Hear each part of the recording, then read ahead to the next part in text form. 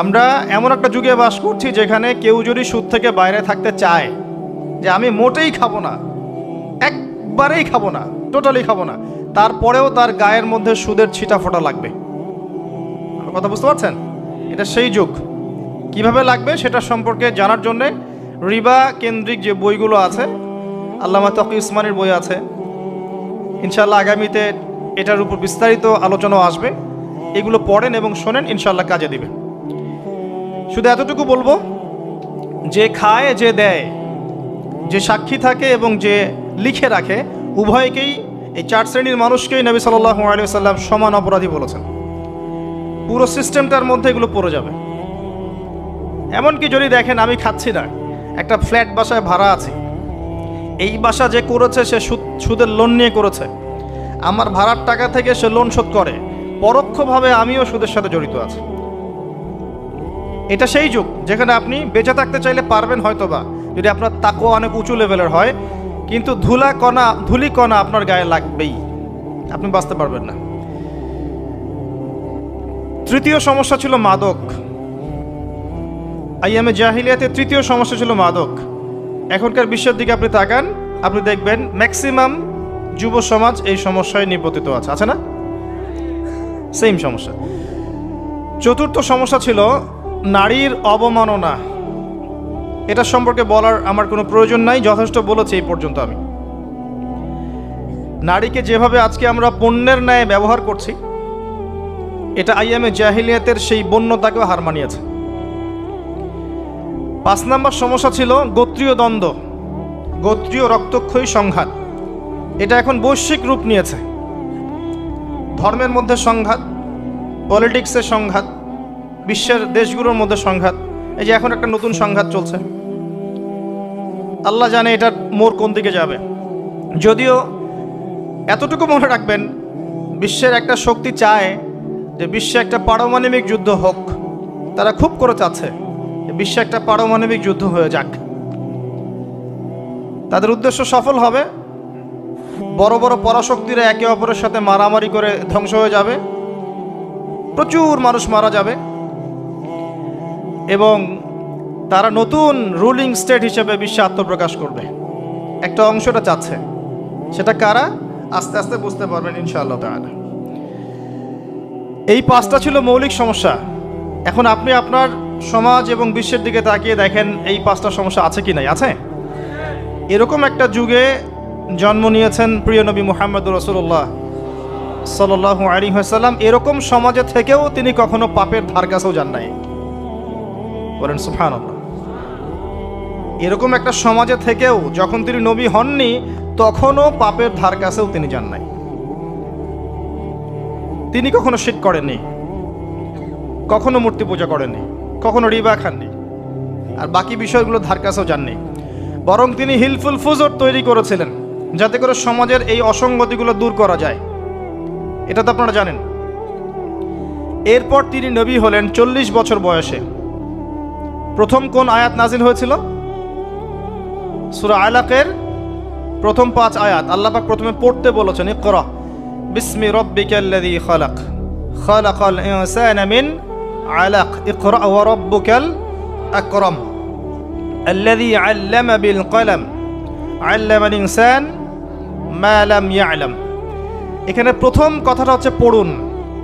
আল্লাহ পাক প্রথমে বললেন না সুদ খেও না, শিরক করো না, মাদক সেবন করো না, জিনার ধার কাছেও যেও না। আল্লাহ পাক এগুলো কিছুই বললেন না। এমনকি আল্লাহ এটাও বললেন না সুবহানাহু ওয়া তাআলা যে নামাজ আদায় করো, যাকাত দাও, রমজান মাসে সাওম রাখো। আল্লাহ পাক কি বললেন? পড়ুন। আপনার জীবনের প্রথম ফরজ হচ্ছে পড়াশোনা করা। আমাদের জীবনের প্রথম ফরজ হচ্ছে পড়াশোনা করা।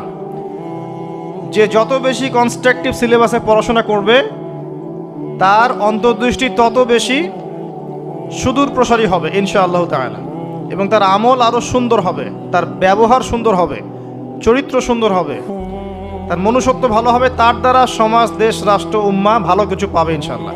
অশিক্ষিত মূর্খ জনগণকে দিয়ে রাষ্ট্রের কোনো কাজ নাই, আছে? তবে শিক্ষাটা হতে হবে এমন জ্ঞান, ইকরা বিসমি রাব্বিকাল্লাযী খালাক, পড়ুন আপনার সেই রবের নামে যিনি আপনাকে সৃষ্টি করেছেন। যে জ্ঞান আপনাকে আপনার স্রষ্টা, ওদের ভাষা ব্যবহার করে বলছি, আপনার ইলাহ আল্লাহর দিকে নিয়ে যাবে, সেটাই প্রকৃত জ্ঞান। যে জ্ঞানটা আপনাকে আল্লাহ থেকে দূরে সরাচ্ছে দিন দিন, এটা জ্ঞান নয়, এটা জাহেলিয়াত। আমি কি বুঝাতে পারছি? এবার আপনি চিন্তা করে দেখেন যে আপনার জ্ঞানটা আপনাকে কি আল্লাহর দিকে নিয়ে যাচ্ছে নাকি আল্লাহ থেকে দূরে সরাচ্ছে। এরপরে আপনি চিন্তা করবেন আপনি প্রকৃত জ্ঞানী কিনা। কেউ যদি অক্সফোর্ড, কেমব্রিজ, হার্ভার্ড থেকে পাশ করে আসে, এসে বলে যে পর্দা এটা সেকেলে প্রথা, ওই যুগে চলতো এই যুগে চলে না, এই ব্যক্তিকে আমরা জ্ঞানী বলতে পারি না।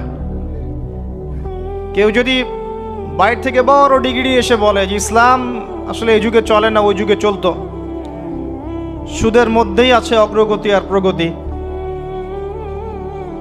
ফ্রি মিক্সিং ভালো জিনিস, ছেলে মেয়ে একসাথে পথ চলবে, খারাপ কিছু না, মাদকদ্রব্য খাওয়াই যায়, মানুষ মাদকদ্রব্য খেলে ভালো কাজ করার উৎসাহ পাবে, সমকামিতা একটা বাক স্বাধীনতা, ব্যক্তি স্বাধীনতা, এরকম কথাবার্তা যদি কেউ বলে বা আল্লাহর হালালগুলোকে হারাম করে দেয়, হারামগুলোকে হালাল করে নেয়, এই ব্যক্তি বা এই সম্প্রদায়কে আমরা জ্ঞানী বলতে পারি না।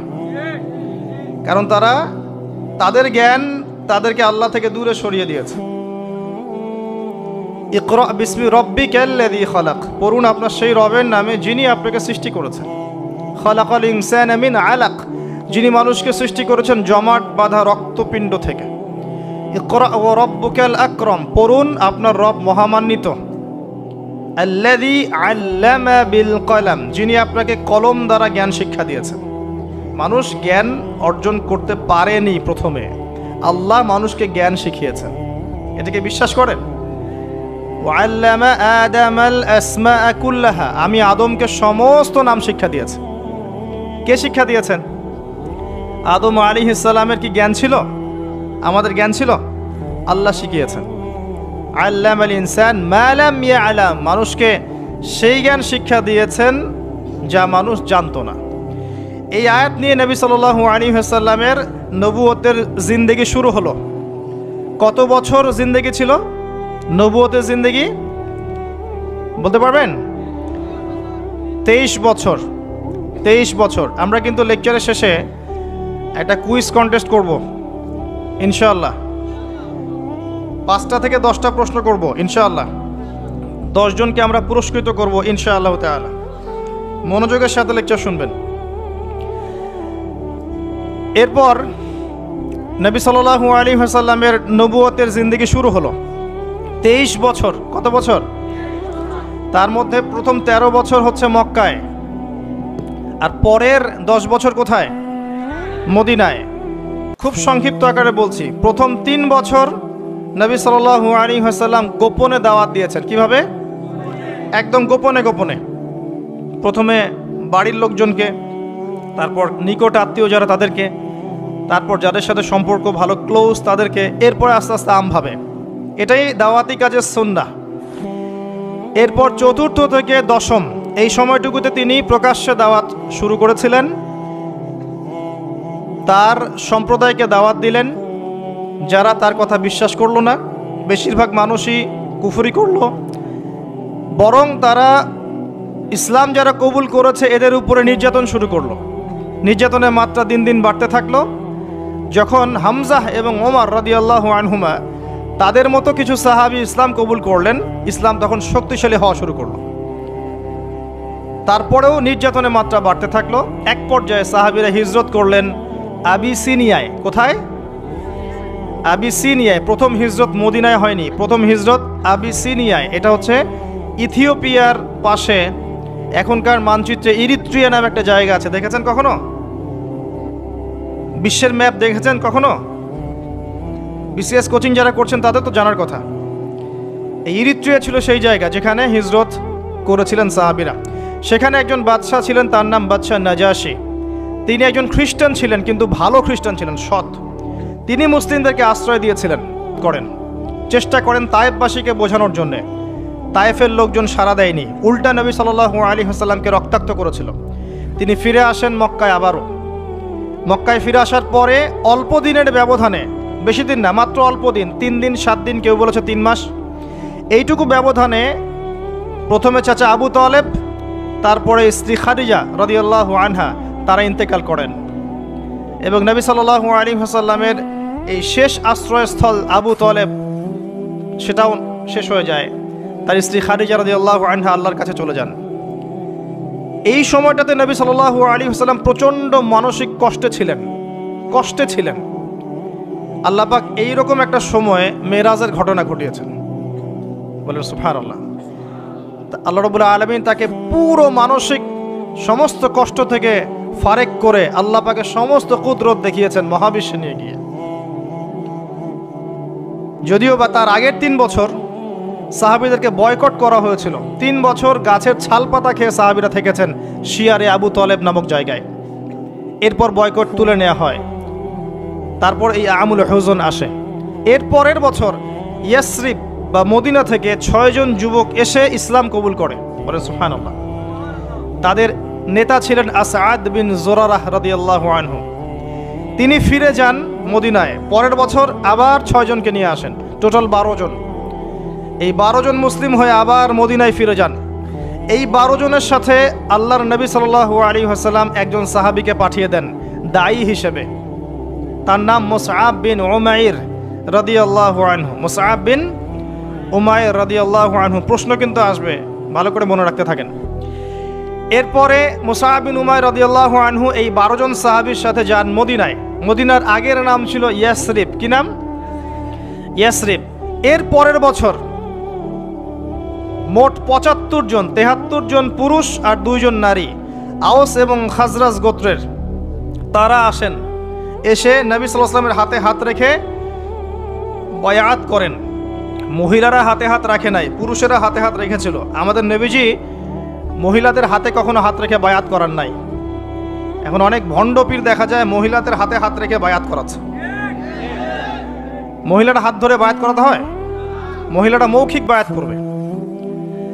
তো 75 জন সাহাবী এসে ইসলাম কবুল করে আবার চলে যান মদিনায়। এই যে 75 জন ইসলাম কবুল করলেন, মদিনার বিশাল একটা জনগোষ্ঠী, কিন্তু 75 জন কম নয়, কারণ ওইখানে জনসংখ্যা এত বেশি ছিল না।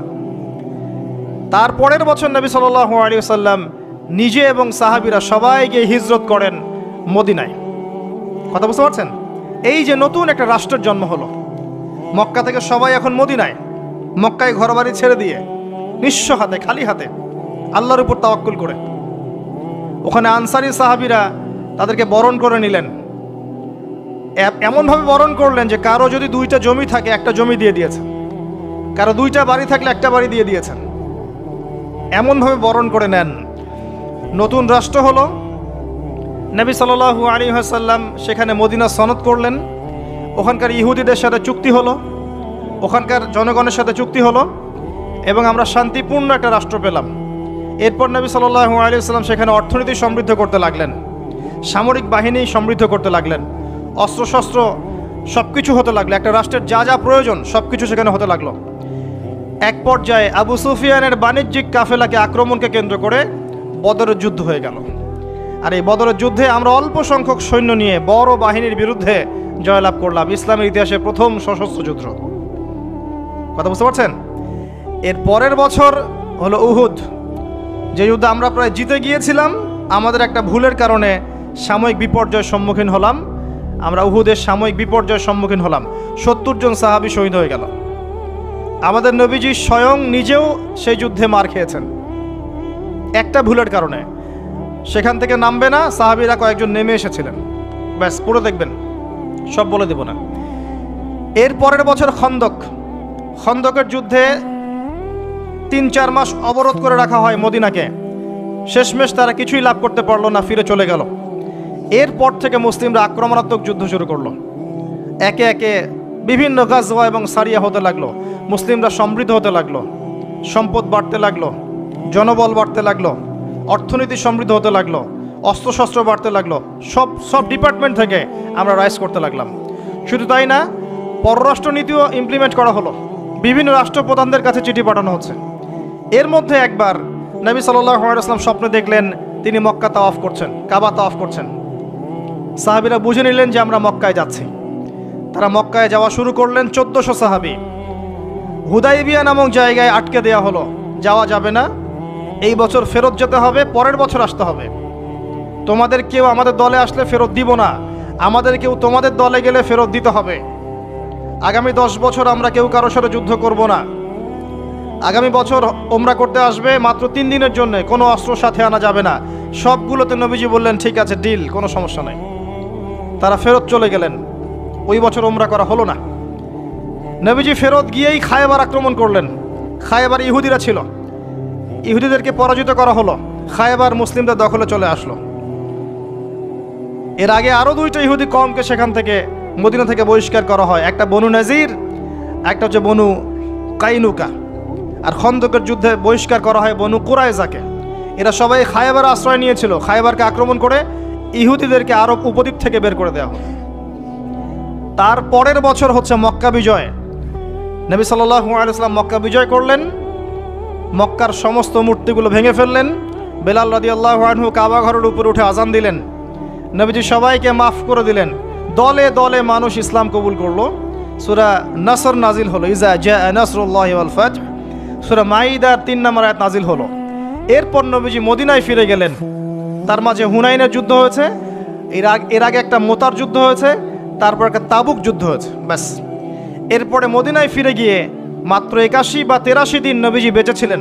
এরপরে তার শেষ রোগ শুরু হলো এবং মারা যাওয়ার কয়েকদিন আগে তিনি বলে গেলেন, আমার কবরকে উপাসনার জায়গা বানাবে না, আমার কবরকে উপাসনার জায়গা বানাবে না। আরব উপদ্বীপ থেকে ইহুদিদেরকে বহিষ্কার করবে, রাষ্ট্রদূতরা আসলে সম্মান করবে, দাস দাসীর প্রতি খেয়াল রাখবে, নামাজের হেফাজত করবে। আরও অনেক নসিহত তিনি করে গেলেন। তিনি বলে গেলেন তার আগে বিদায় হজের ভাষণে, তোমরা সবাই ভাই ভাই, সাদার উপর কালো, কালোর উপর সাদা, ধনীর উপর গরিব, গরিবের উপর ধনী, আরবের উপর অনরব, অনরবের উপর আরব, কোনো ভেদাভেদ নাই। তোমরা সবাই আদম সন্তান, আদম মাটির সন্তান। নবীজি বললেন সাল্লাল্লাহু আলাইহি ওয়াসাল্লাম, সাহাবীরা, আমি কি তোমাদের কাছে আমার অর্পিত দায়িত্ব পালন করেছি, পৌঁছে দিয়েছি? সাহাবায়ে কেরাম বললেন, হ্যাঁ, আমরা সাক্ষ্য দিয়েছি আপনি পৌঁছে দিয়েছেন। নবীজি বললেন, আল্লাহুম্মা ফাশহাদ, আল্লাহ আপনি সাক্ষ্য থাকেন আমি আমার দায়িত্ব পৌঁছে দিয়েছি। এভাবে তার জীবনটা শেষ হয়ে যায়। এই হলো সংক্ষিপ্ত সিরাত, ডিটেইলস পড়বেন। এর মধ্যে একটা ঘটনা, যখন কষ্টের মধ্যে ছিলেন নবী সাল্লাল্লাহু আলাইহি ওয়াসাল্লাম, তখন কিসের ঘটনা ঘটেছে? মেরাজ। এবং নবী সাল্লাল্লাহু আলাইহি ওয়াসাল্লামকে আল্লাহ পাক সশরীরে মেরাজ করিয়েছেন, ঘুমের মধ্যে নয়, সশরীরে। এই জায়গা থেকে আলোচনার বাকি অংশটা খুব ভালো করে বোঝার চেষ্টা করেন। নবী সাল্লাল্লাহু আলাইহি ওয়াসাল্লাম এশা সালাতের পরে শুয়ে আছেন, কথা বন্ধ করেন, এশা সালাতের পরে শুয়ে আছেন, তন্দ্রাভাব। কোথায় শুয়ে আছেন? কাবা ঘরের হাতিমে। কাবা ঘরের হাতিমে একজন ফেরেশতা আসলেন, তার নাম জিবরাইল আলাইহিস সালাম। নবীজিকে শুইয়ে দিলেন। নবীজিকে শুইয়ে দিয়ে এই যে বুক, গলার নিচ থেকে এই নাভি পর্যন্ত চিরে ফেললেন।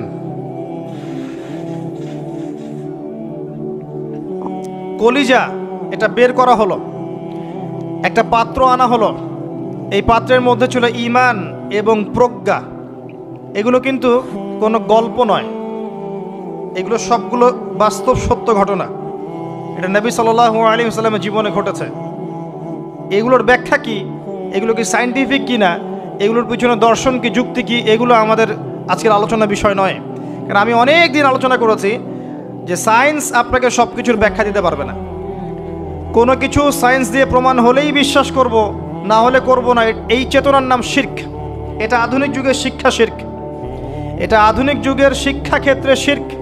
যে সায়েন্স কিছু প্রমাণ করলে বিশ্বাস করব, না করলে করব না, এটাতে আমি বিশ্বাস করি না, আমাদের বিশ্বাস করা উচিত নয়। সায়েন্সকে জিজ্ঞাসা করবেন রুহ কাকে বলে, please give us the definition of রুহ।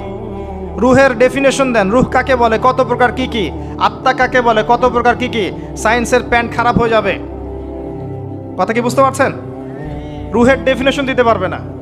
জিজ্ঞাসা করবেন স্বপ্ন কাকে বলে, মানুষের স্বপ্ন মাঝে মাঝে সত্য হয় কিভাবে, ব্যাখ্যা দিতে পারবে না। যদি বলেন মানুষ ঘুমায়, ঘুমের একটা পূর্ণাঙ্গ ব্যাখ্যা দেন, দিতে পারবে না। যদি বলেন যে কবরের আযাবের ব্যাখ্যা দেখ, পারবে না। জিন জাতির ব্যাখ্যা দেখ, পারবে না। মালায়েকার ব্যাখ্যা দেখতে পারবে না। তাদের দৌড় একটা জায়গা পর্যন্ত, সেটা হলো বিগ ব্যাং থেকে মহাবিশ্ব সৃষ্টি হয়েছে। সব কিছু গিয়ে ওখানে শেষ হবে, যে আগে কিছুই ছিল না, হঠাৎ বিস্ফোরণ হয়েছে, বাস পৃথিবী সৃষ্টি হয়ে গেছে। অনেক সিম্পল জিনিসের ব্যাখ্যাই সে দিতে পারেনি। তাহলে আমরা কেমন করে ধরে নিলাম যে সায়েন্স কিছু প্রমাণ করলেই সত্য, না করলে সত্য না? এটা কে বললো আপনাকে? এটা সবচেয়ে বড় শিক্ষা ক্ষেত্রে শিরক হচ্ছে এখন। কারো যদি জ্ঞানতাত্ত্বিক এপিস্টিমোলজি ঠিক না থাকে, তার পুরো জ্ঞান চর্চায় শিরক হবে। তাই আমি এখানে এই আলোচনা করতে যাচ্ছি না যে এটা সায়েন্টিফিক ব্যাখ্যা ইত্যাদি। আমি জাস্ট ঘটনাটা বলছি, এর পিছনে শিক্ষাগুলো বলবো। বুক চিরে ফেলা হয় এবং কলিজাটা বের করে একটা পাত্র আনা হয় স্বর্ণের, এর মধ্যে ঈমান এবং প্রজ্ঞা ছিল। ঈমান এবং প্রজ্ঞা কি, এর আকার আকৃতি কেমন, আল্লাহ ভালো জানেন। সব কিছু সায়েন্টিফিক হবে না যে কঠিন তরল বায়বীয়। কঠিন তরল বায়বীর বাইরেও অনেক কিছু আছে যেটা সায়েন্স জানে না। কথা কি বুঝতে পারছেন? অনেক কিছুই আছে, কঠিন তরল বায়বীর বাইরেও অনেক কিছু আছে যেটা সায়েন্স ব্যাখ্যা করতে পারবে না। ঈমান এবং প্রজ্ঞার এই পাত্রে কলিজাটা ডুবানো হয়, ধুয়ে পরিষ্কার করে আবার আগের জায়গায় ফিট করে দেওয়া হয়। আনাস রাদিয়াল্লাহু আনহু, বিখ্যাত সাহাবী, প্রায় 10 থেকে 12 বছর নবী সাল্লাল্লাহু আলাইহি ওয়াসাল্লামের খেদমত করেছেন। তিনি বলেছেন, আমি আল্লাহ রাসূলের বুকের মধ্যে এই যে বুক চিরে ফেলা, সিনা চাক, এই দাগটা আমি দেখেছি, বুকের মধ্যে দাগ ছিল। এরপর নবী সাল্লাল্লাহু আলাইহি ওয়াসাল্লামের সামনে একটা বাহনকে আনা হয়। এই বাহনের নাম হচ্ছে বোরাক। কি নাম? গাধার চেয়ে একটু বড়, খচ্চরের চেয়ে একটু ছোট, এর নাম হচ্ছে বোরাক। এই বোরাকে নবী সাল্লাল্লাহু আলাইহি ওয়াসাল্লামকে উঠতে বলা হয়। তিনি উঠতে গেলে বোরাক একটু পার্ট নিয়েছে, ভাব নিয়েছিল আর কি। ভাব নেওয়া বোঝেন? মাঝে মাঝে আমরা ভাব নেই না? কখনো মেয়েদের বিউটি কন্টেস্ট দেখেছেন? ফ্যাশন শো দেখেন নাই? টিভিতে অ্যাডভার্টাইজ দেখেন নাই? কে দেখে নাই? এটা তো সবাইকেই দেখতে হয়। কার চোখে পড়েনি? মনে হবে যে মানুষকে ভয় দেখাচ্ছে। এই যে ভাব, বোরাক একটা ভাব নিয়েছিল। তো জিবরাইল আলাইহিস সালাম বোরাককে বলছেন যে শুনো, তোমার পিঠে মুহাম্মদ সাল্লাল্লাহু আলাইহি ওয়াসাল্লামের চেয়ে উত্তম কোনো মানুষ এখনো বসে নাই, আর মুহাম্মদ সাল্লাল্লাহু আলাইহি ওয়াসাল্লামের চেয়ে প্রিয় এবং সম্মানিত মহান কোনো ব্যক্তি আল্লাহর কাছে নাই। অতএব তুমি এত পার্ট নিও না। তখন বোরাক ঘামতে শুরু করে। আমি যে কথাগুলো বলছি এগুলো সহিহ বুখারীর মধ্যে আছে, সহিহ মুসলিমের মধ্যেও আছে এবং অন্যান্য সিরাতের গ্রন্থগুলোর মধ্যে আছে। আমি এক জায়গায় করে কথাটা বলার চেষ্টা করছি। এরপর বোরাক ছুটতে শুরু করে। নবীজি বলছেন, বোরাকের ছোটার গতিটা এমন ছিল যে আমরা আমাদের দৃষ্টি যতদূর পর্যন্ত যায়, সে তার একটা পা অতদূর পর্যন্ত ফেলছে। এখনকার রকেটগুলোর গতি দেখেছেন? এই মহাবিশ্ব যত অভিযান, আমাদের ধারণা যে এই মেরাজের ঘটনাকে কেন্দ্র করেই হয়েছে। এই থিওরিগুলো ওরা পেত না। মহাবিশ্বের এই আকাশ ভেদ করে যাওয়া যায়, এই যে কনসেপ্টটা কিন্তু নবী সাল্লাল্লাহু আলাইহি ওয়াসাল্লাম মেরাজের আগে কখনো হয়নি। একমাত্র ঘটনা পৃথিবীতে যে পৃথিবীর কোনো মানুষ 7 আকাশের উপরে গিয়েছেন, আল্লাহর সাথে কথা বলে এসেছেন। সুবহানাল্লাহ। এমনকি কোনো নবীর ক্ষেত্রেও এটা হয়নি, কোনো নবীর ক্ষেত্রেও নয়। এবার এই বোরাক চলে গেল বাইতুল মাকদাস। এটা কোথায়? বাইতুল মাকদিস, বাইতুল মাকদাস না, বাইতুল মাকদিস। বিভিন্ন মানুষ বিভিন্ন উচ্চারণ করে। এটা হচ্ছে প্যালেস্টাইন। কোথায়? নাম শোনেন নাই? আর প্যালেস্টাইন নিয়ে তো যথেষ্ট বলেছি এই বয়সে, আলহামদুলিল্লাহ। তবে মূল বিষয়টা এখনো বলা হয়নি, সেটা ইনশাল্লাহ আস্তে আস্তে আসবে। এতটুকু শোনেন, প্যালেস্টাইন হচ্ছে শেষ জামানার সবচেয়ে ইম্পর্টেন্ট জায়গা। সারা পৃথিবীতে যত জায়গা আছে, এগুলো চাইতে সবচেয়ে ইম্পর্টেন্ট জায়গা হচ্ছে শেষ জামানায় প্যালেস্টাইন বা ফিলিস্তিন এবং জেরুজালেম। সারা পৃথিবীর সমস্ত কর্মকাণ্ড আখিরুজ্জামানে এই জেরুজালেমকে কেন্দ্র করে হবে। এই কারণেই জিউসরা সেখানে ঘাঁটি গেড়েছে। এটাই সেই জায়গা যেখানে ঈসা ইবনে মারিয়াম ইসলামী খেলাফত কায়েম করবেন অচিরেই ইনশাআল্লাহ। এটাই সেই জায়গা যেখানে মাসিহুদ দাজ্জালকে হত্যা করা হবে। আর দাজ্জালের চেয়ে বড় কোনো ফিতনা এই উম্মার জন্য নেই। কোন সূরা আপনাকে বাঁচাবে দাজ্জাল থেকে? সূরাতুল কাহফ। জীবনে একবারও পড়েছেন? হাত উঁচু করেন। অর্থসহ পড়েছেন? আলহামদুলিল্লাহ। 10টা আয়াত, প্রথম 10, শেষের 10 মুখস্থ করতে হবে। আল্লাহ পাক তৌফিক এনায়েত করুন। তিনি গেলেন বাইতুল মাকদিস। সেখানে গিয়ে দেখলেন মসজিদের মধ্যে একজন ব্যক্তি সালাত আদায় করছেন। দেহের গড়নটা একটু লম্বা এবং চুলগুলো কোকড়ানো, কানের লতি পর্যন্ত, রুগ্ন একটু। তাকে বলা হচ্ছে ইনি হচ্ছেন মুসা আলাইহিস সালাম, সালাত পড়ছেন। এখন কিভাবে সালাত পড়ছেন, জীবিত না মৃত নাকি বারজাখে, আমরা ব্যাখ্যা করতে পারবো না। যা তিনি দেখেছেন তাই বলেছেন, আমরা বিশ্বাস করেছি। সামি'না ওয়া আতা'না। যেমনটা আবু বকর সিদ্দিককে বলা হয়েছে রাদিয়াল্লাহু আনহু, আপনি কি মেরাজের ঘটনা বিশ্বাস করেন? আপনি কি মেরাজের ঘটনা বিশ্বাস করেন? আল্লাহ রাসূল সাল্লাল্লাহু আলাইহি ওয়াসাল্লাম এক রাতের মধ্যে বাইতুল মাকদিস গিয়েছেন, সেখান থেকে আরশে আজিম, আবার ফিরে এসেছেন, অজুর পানি গড়িয়ে পড়ছে। আবু বকর সিদ্দিক তিনি বলছেন, এর চাইতেও বড় কথা তো আমি বিশ্বাস করি, সেটা হলো আসমান থেকে কোরআন তার উপর নাজিল হচ্ছে প্রতিনিয়তই। যে আল্লাহ তার উপর কোরআন নাজিল করতে পারেন, তাকে আসমানে নিয়েও যেতে পারেন, এটা অবিশ্বাস করার কি আছে? এরপর থেকে তার নাম হয় কি? সিদ্দিক। তো আমরা ওই দিকে যাওয়ার চেষ্টা করি। নবীজি বলেছেন, ব্যাস সত্য। এবং এখানে ঢোকার আগে একটা পাথরের মধ্যে এই বোরাকটাকে বেঁধে রাখা হয়।